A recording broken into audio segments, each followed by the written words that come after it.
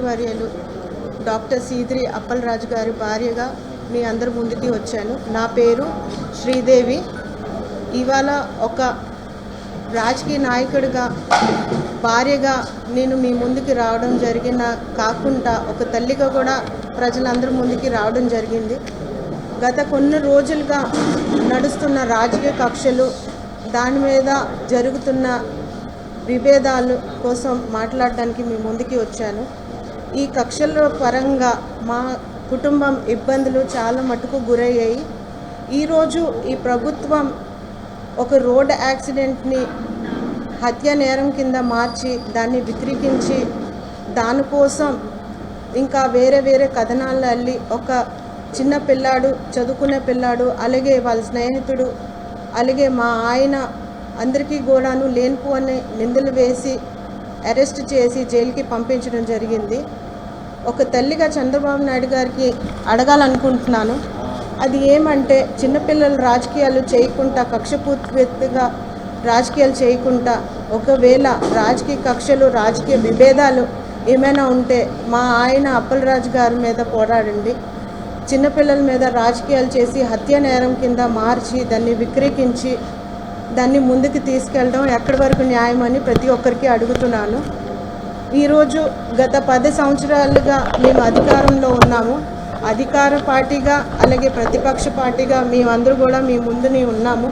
అధికార విభేదాలు అలాగే అధికారంగా ఏమైనా ముందుకు తీసుకొని వెళ్ళాలంటే ప్రతి ఒక్క దాంట్లో కూడా పనిచేసాం. కానీ మేము ఏ పార్టీ కోసం కుటుంబ రాజకీయాలు అయితే మేము ఎప్పుడు కూడా చేయలేదు. చంద్రబాబు నాయుడు గారికి ఒక్కటే అడగలుస్తున్నాను, దయచేసి ఒక వ్యక్తిపై ఇంత నిందలు మోపి హత్య నేరం కింద మార్చడం, సభాముఖంగా మా పేర్లు పెట్టి మాకు ముందుకు తీసుకొని వెళ్ళడం, ఇది మేము ఖండిస్తున్నామని మీ అందరికీ కూడా తెలియపరచుకుంటున్నాను. ఒక బీసీ నాయకుడిగా మీ అందరికీ తెలిసిన సీదిరి అప్పలరాజు గారు ఒక బీసీ నాయకుడిగా కూడాను గుర్తించలేదు. అలాగే 5 సంవత్సరాలు ఆయన మంత్రివర్యులుగా పనిచేశారు, దాన్ని కూడా గౌరవం లేదు. కనీసం 10 సంవత్సరాల నుంచి ఆయన చేసిన డాక్టర్ పనులకైనా గౌరవం లేదు. 10 సంవత్సరాల నుంచి ఆయన చేసిన పనులు మీరు ఒక్కసారి శ్రీకాకుళంకి వచ్చి చూడండి. ప్రతి మండలం అలాగే ప్రతి గ్రామానికి మీరు వెళ్ళి చూడండి, పరిశీలించండి. నిమ్మాడ అవనివ్వండి, లేకపోతే కోటబొమ్మలు అవనివ్వండి, నందిగామ అవనివ్వండి, టెక్కలు అవనివ్వండి, పలాస మండలం, మా వజ్రకొత్తూరు మండలం, మన్సా మండలం అవనివ్వండి, కంచిలి మండలం, అలాగే ఇచ్చాపురం, అంతెందుకు పక్క రాష్ట్రమైన ఒరిస్సా నుంచి కూడా చాలామంది పేషెంట్లు మా వరకు వచ్చడం, అక్కడ పని చేసుకోవడం, ఆయన వైద్య మిత్రుడిగా ఆయన ముందుకు తీసుకొని వెళ్ళడం, ఎంతోమందికి ప్రాణం పోయడం అన్నీ కూడా మీరు ఒకసారి పరిశీలిస్తే మీకు తెలుస్తుంది. ఎందుకంటే ఆయన డాక్టర్గా ఆయన చాలా పనులు చేశారు, చాలా కష్టపడ్డారు, 24 గంటలు పని చేశారు. అంతెందుకు 4-5 నెలల కిందట మా ఊరు పలాసలో వెంకటేశ్వర స్వామి గుడిలో తొక్కులాటలు జరిగింది. ఆ తొక్కులాటలో కూడా చాలా ప్రాణాలు కోల్పోయారు. అందులో కూడాను ఆయన వంతు సాయం చేపించడానికి ఆయన ముందుకు వెళ్ళి ఒక 3 వ్యక్తులకి సిపిఆర్ చేసేసి ప్రాణం పోసిన రోజులు ఉన్నాయి. ఇంత కూడా జరుగుతున్నప్పటికీ కూడాను ఒక డాక్టర్ చేసిన మంచిని తీసుకొని వెళ్ళి క్రిమినల్గా నిందితుడిగా నిలబెట్టడం ఎంతవరకు న్యాయం అని ప్రతి ఒక్కరికి అడుగుతున్నాను. మరణించిన వ్యక్తి ఇంటికి చంద్రబాబు నాయుడు గారు, మంత్రులు, అలాగే మా ఊరి ఎమ్మెల్యే నాయకులు ప్రతి ఒక్కరు కూడా పరామర్శించడం జరిగింది. పరామర్శించడానికి నేను తప్పు పట్టట్లేదు. పరామర్శించడానికి వెళ్ళినప్పుడు పరామర్శించి వచ్చేసి వాళ్ళకి జరిగిన న్యాయాల గురించి మాట్లాడలే తప్ప దాన్ని పక్కన పెట్టి దుష్ప్రచారాలు చేసేసి లేనిపోని నిందలు మాపై మోపి, మా ఆయనపై మోపి దుష్ప్రచారాలు చేయడం మేము ఖండిస్తున్నాము. కోర్టు తీర్పు ఇవ్వక ముందే చంద్రబాబు నాయుడు గారు ప్రభుత్వం తీర్పు ఇచ్చేస్తుంది. పోలీసులు దర్యాప్తులు చేయకముందే ఆ ప్రభుత్వం నాయకులు వచ్చి నేరస్తుడిగా నిందించేస్తున్నారు. ఇది ఎంతవరకు న్యాయం అని ప్రతి ఒక్కరికి అడుగుతున్నాను. యాక్సిడెంట్ అంటేనే జరగరాంది తెలియకుండా జరిగిన విషయం. ఆ ప్రమాదాన్ని కూడాను ఒక హత్య నేరం కింద వక్రీకరించారు. ఆ కుటుంబంకి న్యాయం జరగాలని ప్రతి ఒక్కరికి కూడాను నేను నా తరపున న్యాయం జరిపిస్తాను, మా ఆయన తరపున మా కుటుంబం తరపున వాళ్ళకి నిలబడి ఉంటామని చెప్తున్నాము. వాళ్ళపై మాకు ఏ విభేదాలు లేవు, ఇందులో రెండో మార్పు కూడా లేదు.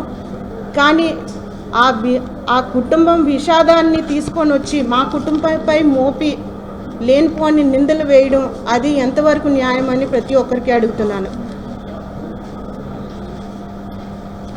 మీ ఆవేదన చంద్రబాబు గారు నిజంగా మీకు ఆవేదన ఉంటే ఆ వ్యక్తిపై ఉన్నదా, లేకపోతే ప్రతిపక్షంగా మేము ఉన్నాము, మా కుటుంబం ఇందులో ఈ కేసులో ఉన్నది అని చెప్పి మీరు ఇవన్నీ చేస్తున్నారా? ఒక్కసారి మీరు ఆలోచించండి. సభాముఖంగా అన్ని దగ్గరలో కూడాను మా పేర్లు వాడి మా కుటుంబం నేరస్తులు అని చెప్పినట్టుగా మీరు నిర్ధారించేశారు. దానికి కోర్టులు ఉన్నాయి. అలాగే చంద్రబాబు నాయుడు గారు ఈరోజు చెప్పల భోగయ్య గురించి మాట్లాడాలని అనుకుంటున్నాను. చెప్పల భోగయ్య అనే వ్యక్తి ఒక నిరుపేద కుటుంబం చెందినవారు. ఆయన ఒక రోడ్ యాక్సిడెంట్లో చనిపోయారు. డిసెంబర్ 21, 2024లో పాతపట్నం నియోజకవర్గంలో కొరసవాడ సమీపంలో జరిగిన రోడ్ యాక్సిడెంట్ ఇది. ఆ రోడ్ యాక్సిడెంట్లో చెప్పల భోగయ్య అనే వ్యక్తి మరణించారు. వాళ్ళతో పాటు ఉన్న కొంతమంది గాయాలు పడడం జరిగింది. దీనికి కారణమైన పాతపట్నం ఎమ్మెల్యే మామిడి గోవిందరావు కుమారుడు సాయి గణేష్ వాహనం నడుపుతున్నారని చెప్పి బాధిత కుటుంబాలు చెప్పడం జరిగింది. ఈ బాధిత కుటుంబం చెప్పడం జరిగింది. అది కూడా ఈ రోజు వరకు వాళ్ళకి ఆ ఆవేదన కొనసాగుతూనే ఉంది. ఎమ్మెల్యే కొడుకు ఈ వాహనం నడిపిన స్టోరీని మార్చి దాన్ని మళ్లించి తనకు ఉన్న డ్రైవర్ వల్లి రమేష్ అనే పేరుతో కేసుని మళ్లించడం జరిగింది. అది ఎంతవరకు న్యాయం? వాళ్ళకు ఒక న్యాయం, మాకు ఒక న్యాయమా? భోగయ్య కుటుంబానికి 5 లక్షలు ఇస్తారని సాయం చేస్తారని చెప్పారు. అలాగే పెన్షన్ ఇస్తానని చెప్పారు. ఇతర సాయం కూడా చేస్తానని చెప్పారు. కానీ ఈ రోజు వరకు ఆ హామీలు ఏమీ కూడా నెరవేర్చడం జరగలేదు. ఇప్పుడు కూడా దాదాపు 20 నెలలు అవుతుంది కానీ ఏ హామీలు కూడా నెరవేర్చడం జరగలేదు. వాళ్ళు స్వతహాగా బయటకు వచ్చి వాళ్ళ కష్టాన్ని చెప్పి ఈ వాహనం నడిపింది ఎమ్మెల్యే కొడుకు అని చెప్పిన తర్వాత భోగయ్య కుటుంబం చాలా ఆవేదనకు గురయ్యి భయభ్రాంతమయ్యి వాళ్ళకి బెదిరిస్తున్న కాల్స్ కూడా రావడం జరిగింది. ఇవన్నీ కూడా ఎందుకు చెప్తున్నానంటే చెప్పల భోగయ్య అనేవాడు చాలా నిరుపేద కుటుంబం నుంచి వచ్చిన వారు. ఆ వ్యక్తికి జరిగిన అన్యాయం అది ఎంతవరకు సహజం? వాళ్ళ కన్నీళ్ళు ఒక లెక్క, మా కన్నీళ్ళు ఒక లెక్క.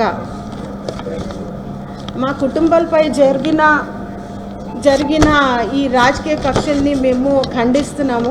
అలాగే చంద్రబాబు గారికి చెప్తున్న విషయం ఏంటంటే, మీ చట్టం ఒక వ్యక్తి వాహనం నడిపి యాక్సిడెంట్ చేసిన ఆ వ్యక్తి పార్టీకి సంబంధించిన వ్యక్తి అయితే సెక్షన్లు మారిపోతాయా? ప్రతిపక్షంలో మేము ఉన్న కుటుంబం ఆ ప్రమాదానికి గురవుతే ఆ కుటుంబానికి ఇబ్బందులు పెట్టి లేనిపోని నిందలు వేస్తారా? ప్రమాదం జరిగినప్పుడు ఆ వ్యక్తిని మనం మరణించినప్పుడు ఆ వ్యక్తి ఏ వ్యక్తి అనుకొని తెలియకుండా జరిగిన విషయం ఆ వ్యక్తి తెలియపరిచి మేము మర్డర్ చేశాము అనుకొని చెప్పడం కూడా ఎంతవరకు న్యాయం?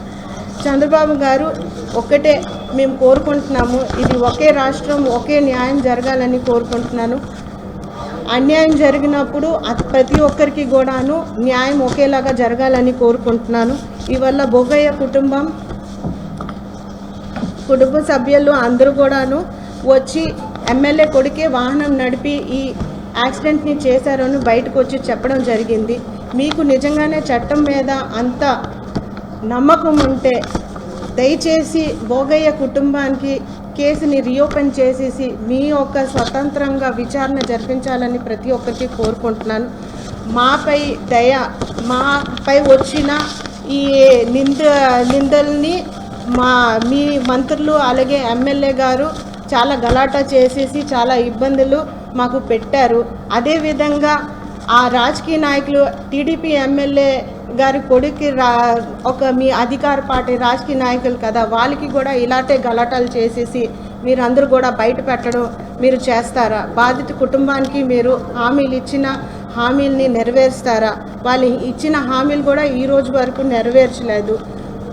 నేను ఒక్కటే 4 మాటలు చెప్పాలనుకుంటున్నాను. చంద్రబాబు నాయుడు గారు భోగయ్య కుటుంబానికి న్యాయం చేయాలని, వాళ్ళ కేసుని రీఓపెన్ చేయాలని కోరుకుంటున్నాను. అలాగే వాళ్ళకి ఇచ్చిన హామీలు కూడాను పూర్తి చేయాలని కోరుకుంటున్నాను. మూడోది, వాళ్ళకి స్వతహాగా వాళ్ళు వచ్చి బయట పెట్టిన ఇబ్బందులను మీరు దృష్టిలో పెట్టి వాళ్ళకి స్వతహాగా మీరు విచారణ జరిపించాలని కోరుకుంటున్నాను. ఆఖరిగా మా కుటుంబంపై వక్రీకరించి మా కుటుంబంపై సెక్షన్స్ వేసి కేసులు పెట్టి ప్రతి ఒక్క కేసుని నిందించేసి జైలుకి పంపించారు కదా, అదేవిధంగా మీ అధికార పార్టీ ఎమ్మెల్యే గారికి కూడాను ఇదే విధంగా కేసులు పెట్టి సెక్షన్లు పెట్టి జైలుకి పంపిస్తారా, అరెస్టులు చేస్తారా అనేది మీ సభాముఖంగా మీరు తెలియపరచాలని కోరుకుంటూ ధన్యవాదాలు తీసుకుంటున్నాను. ఇక్కడ వచ్చేసిన ప్రతి ఒక్క పాత్రిక మిత్రులందరికీ కూడా, మీడియా మిత్రులందరికీ కూడా నా ఒక నమస్కారాలు తెలుపుకుంటూ మీ అందరికీ ఇక్కడ విచ్చేసినందుకు ధన్యవాదాలు తెలుపుకుంటున్నాను.